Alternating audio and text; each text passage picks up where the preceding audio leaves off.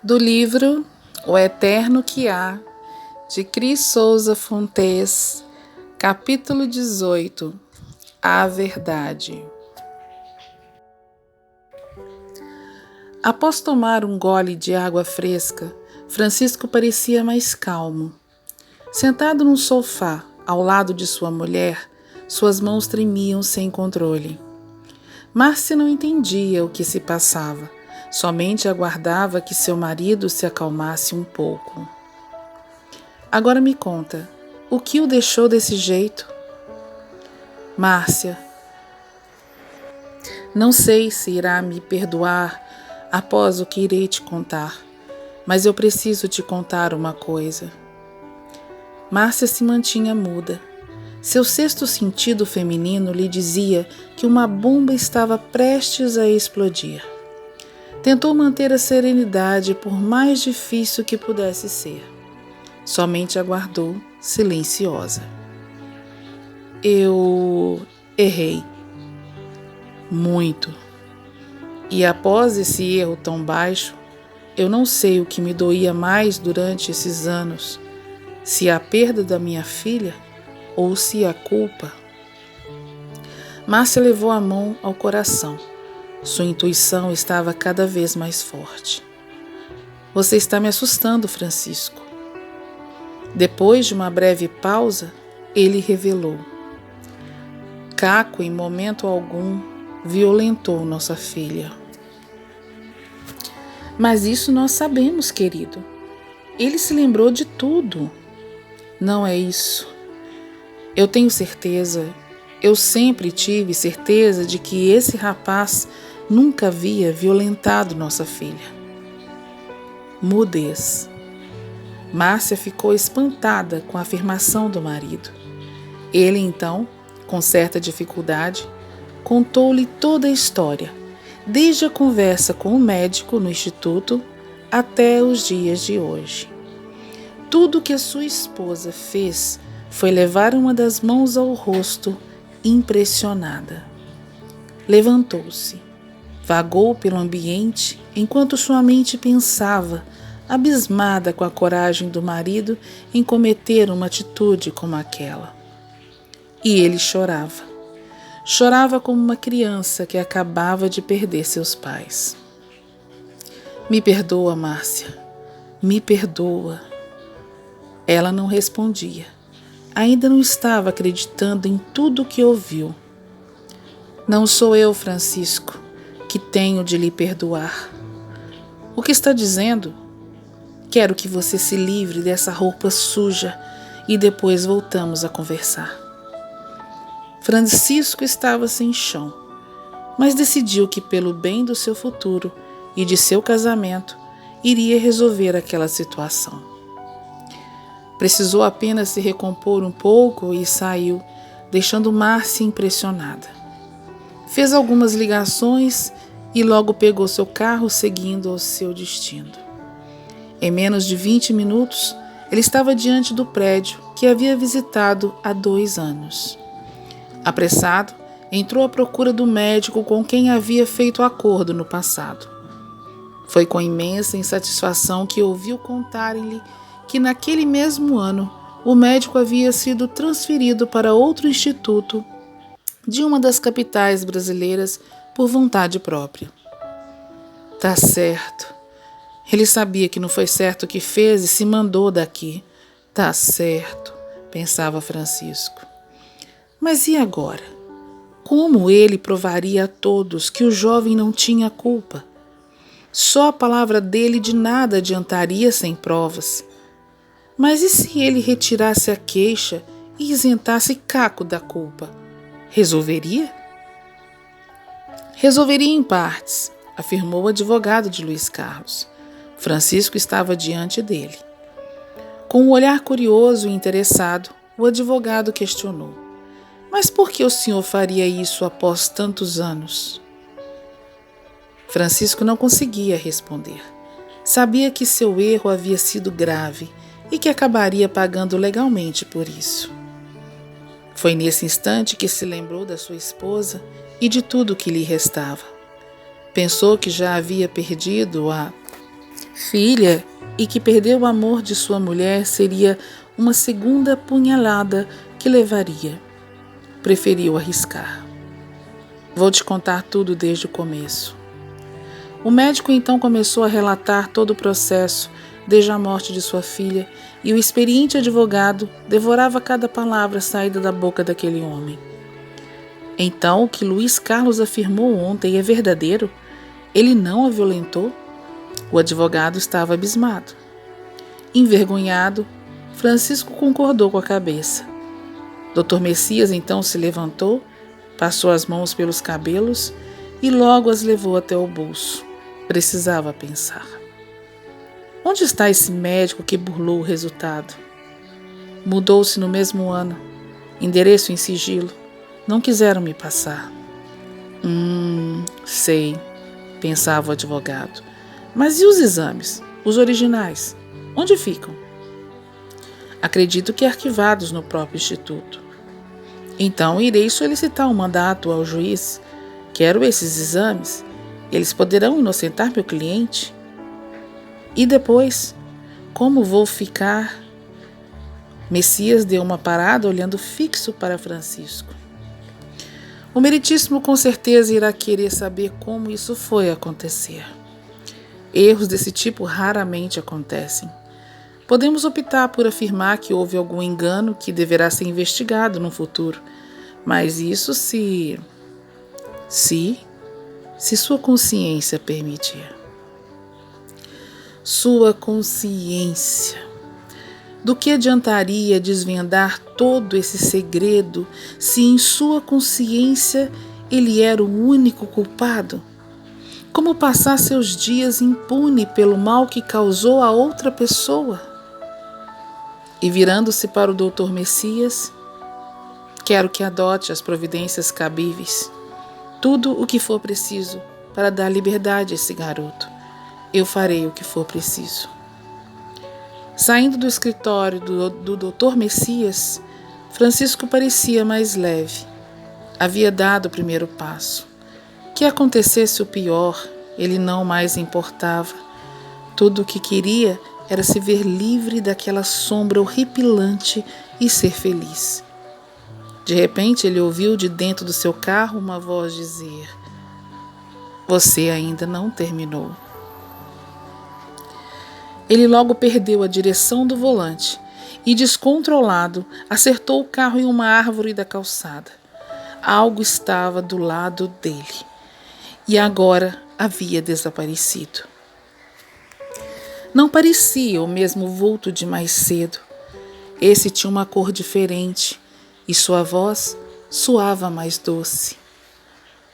Passado o susto, a voz ainda estava em sua cabeça. Você ainda não terminou. Como não? Ele sabia que não. Olhou para o seu carro com a frente destruída e tentou ligá-lo a si mesmo. Por incrível que pareça, o carro ligou. A batida não havia afetado o motor. Saiu. Dirigiu até um enorme condomínio de luxo construído nos arredores da cidade. Bateu em uma imensa porta de madeira e uma senhora morena o atendeu. Sentado em uma confortável sala, ele aguardava. Pensou milhões de vezes o que estava fazendo ali e teve vontade de sair correndo e de não mais voltar. O que seria o orgulho naquele momento? Pó, apenas pó. O orgulho não tinha mais espaço, por mais que ele insistisse em gritar. Não tinha mais volta, já estava feito. A senhora de uniforme então voltou e pediu que ele a acompanhasse. Francisco entrava agora em um quarto arejado onde Caco estava deitado. Gosto das janelas abertas, doutor, disse Caco com um sorriso no rosto. Há muito tempo que eu não lembrava como é bonito o dia. Ele sorria tanto, mas tanto.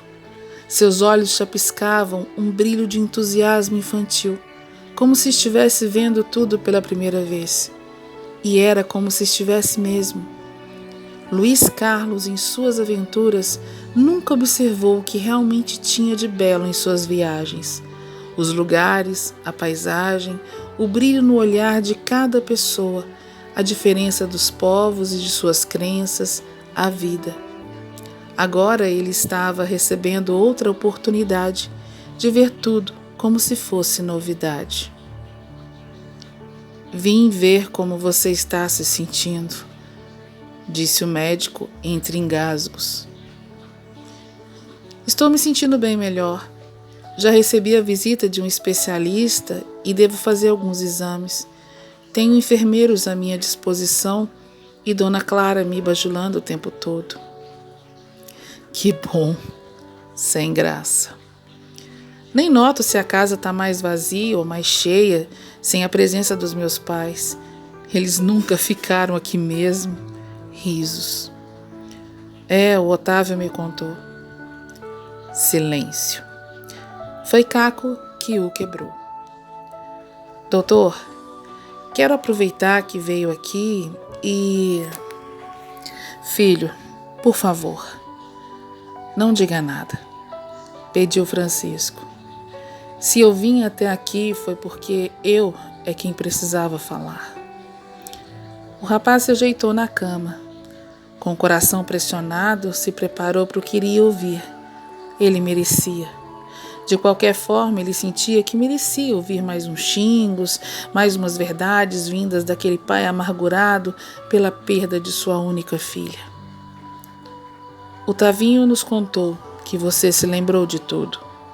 Sim, e virando-se mais para ele. Eu não inventei nada, eu juro. Eu sei que não. Sabe? Sim, eu sei.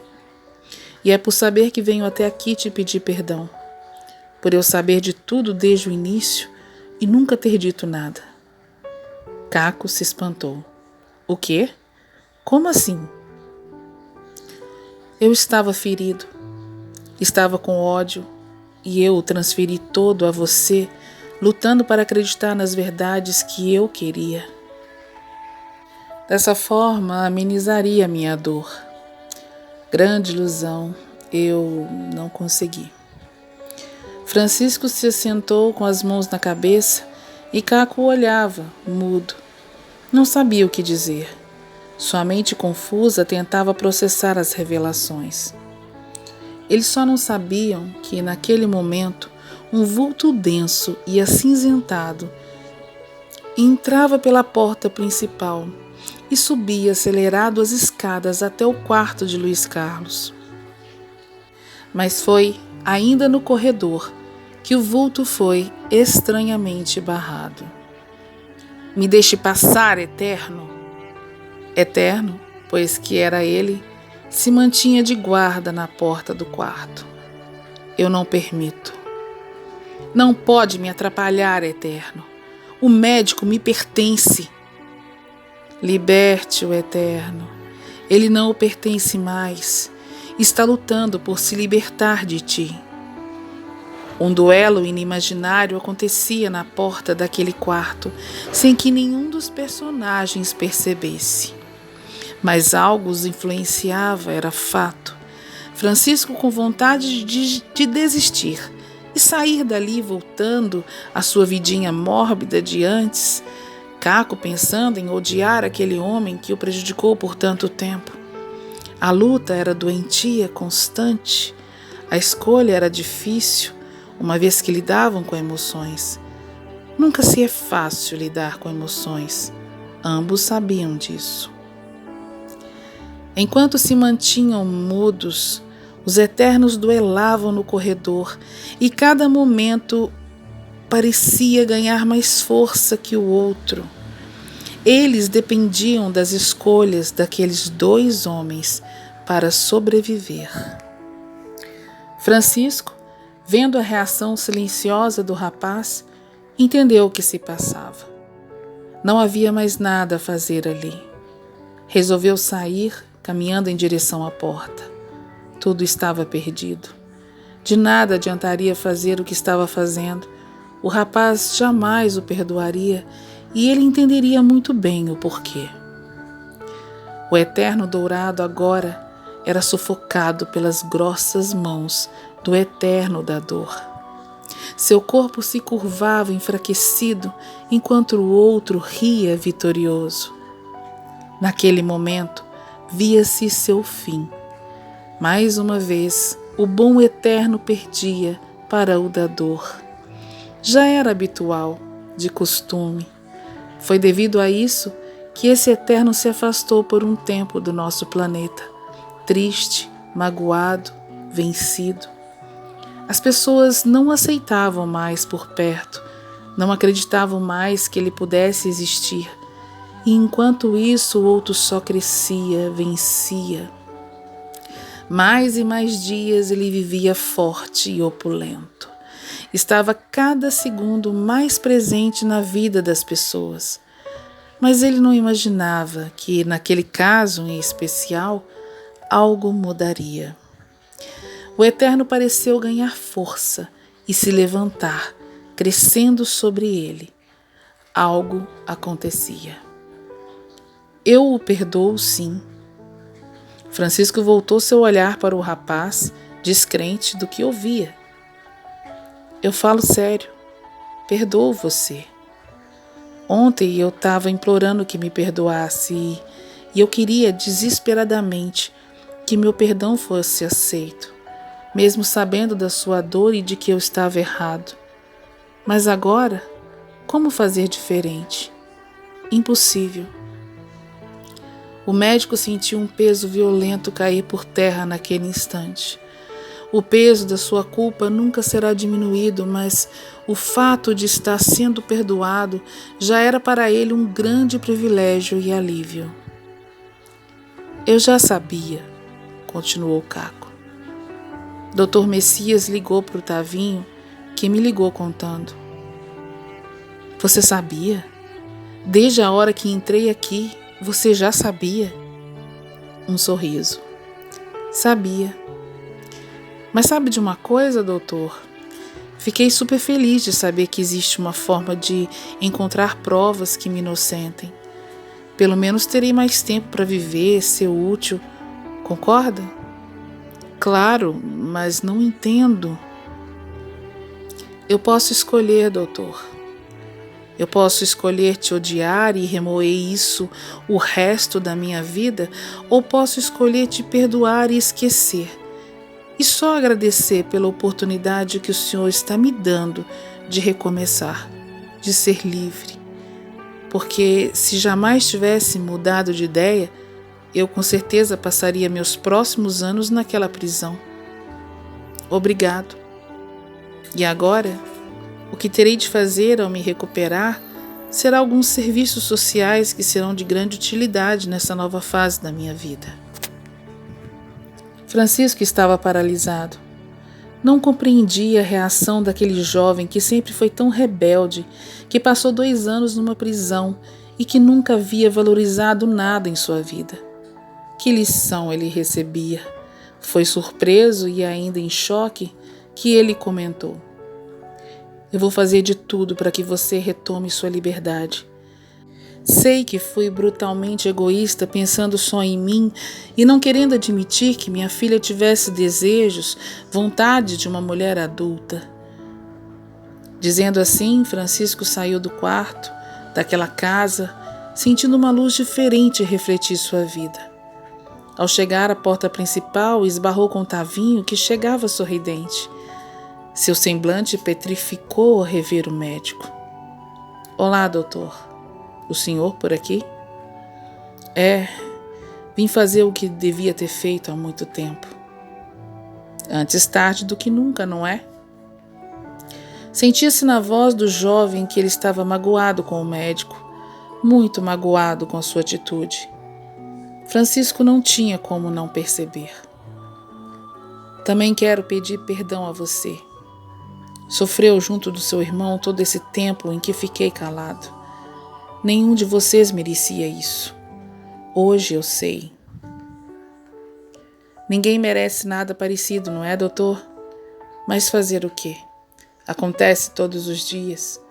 E também aconteceu com a gente. Não direi que eu não queria, porque eu quis. Pensei em mim, na reputação da minha filha e de minha família. Não aceitei que ela pudesse ter se drogado por opção própria e muito menos transado por opção. Mas tudo isso chegou ao fim. Sim, chegou. Francisco se retirava quando se lembrou. Parabéns pelo lindo filho. Fiz o parto de Lúcia sem imaginar que o pai do bebê fosse você. E eu agradeço por ter salvado a vida dos dois. Como ver, quem sou eu para condenar qualquer pessoa por seus erros, não é? Erro tanto quanto. Bom que sempre podemos consertar. Verdade. Francisco foi embora, satisfeito, mas cabisbaixo. Fez o que devia ter feito, mas se sentia a pior de todas as criaturas por ter agido da forma que agiu. Tavinho subiu as escadas correndo e gritando: Caco, Caco, você é titio, Caco. Meu filho nasceu e eu vou me casar. Risadas satisfeitas. Felicidade. Momento que eternizava e eternizaria o quanto ele desejasse. O eterno do bem ali pairava, vitorioso. Mas para que a presença dele fosse convocada, foi preciso que muitos sacrifícios fossem feitos, que muitos sentimentos inferiores caíssem por terra, feito poeira. Foi preciso humildade, otimismo, esperança. Foi preciso acreditar num bem maior, além de nossas vistas, Senhor de toda a paz e felicidade existente. Caco e Tavinho aceitaram o eterno em suas vidas, lutaram por isso, se deram uma nova chance, esqueceram a dor, o medo, o passado que os corrompia a existência. Escolheram por ser felizes, a que preço fosse. Escolheram tentar mais uma vez e continuar tentando se as coisas de primeira não dessem certo. Nem tudo é perfeito, nem mesmo acontece da forma que queremos. Mas como nos vemos diante das mudanças é que faz toda a diferença. Em breve, nosso lindo conto, O Eterno que Há, vai se encerrar. Mas não deixe de ouvir o próximo capítulo. E também não deixe de se inscrever no meu canal. Até breve!